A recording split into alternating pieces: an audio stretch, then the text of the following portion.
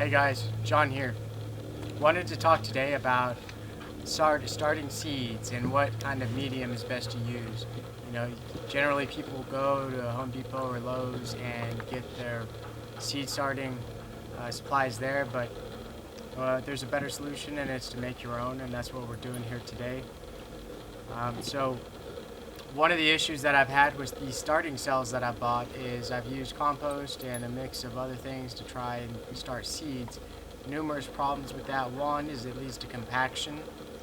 There's not enough air in the substrate to allow it to breathe. And then two, depending on your watering system, the watering process could knock the seeds out of the cell.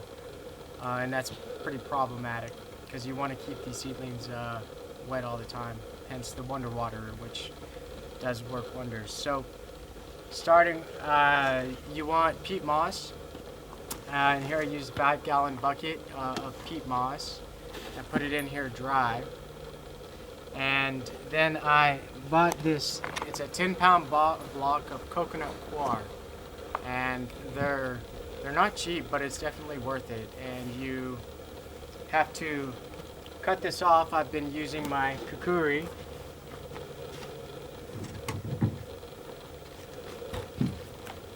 to hack this off into the bucket, and then you break up the pieces and you water it. And when you water it, I filled this up about half a bucket with the coir, and then when you water it, it expands significantly. The same thing with the peat moss. So now I'm gonna water the peat moss with my not so great watering bucket, hence the Wonder Water. See, this kind of watering action is very problematic for those type of cells, because the water droplets will get in there and it'll knock the seeds out of the cell.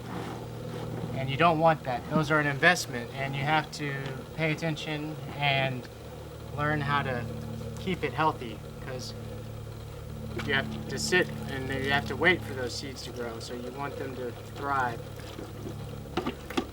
Alright, so now besides this bucket, what we have here is vermiculite, and I'm going to use about 1/4 of a bucket to a half bucket of vermiculite. Not too much, no more than half. And then I've got perlite here, and this is 8 quarts. These are two somewhat used, so this is about six quarts of perlite that I'm going to put in here. And then the only kind of amendment, you don't want to put fertilizer in with these seeds. It's just not necessary, and it's not necessarily beneficial, but earthworm castings definitely are beneficial. And when you mix all these things together, you're going to have a beautiful consistency of substrate to stick in these cells and to put your seedlings in. It's going to retain moisture very well. You still want to keep it watered, and you want to really take care of it. But that is the best way to start seeds, and that's what we're doing today. This is the finished substrate that we're going to use, the soil. You can see that it looks like it's wet, but it hasn't been watered recently. It's very good at retaining moisture.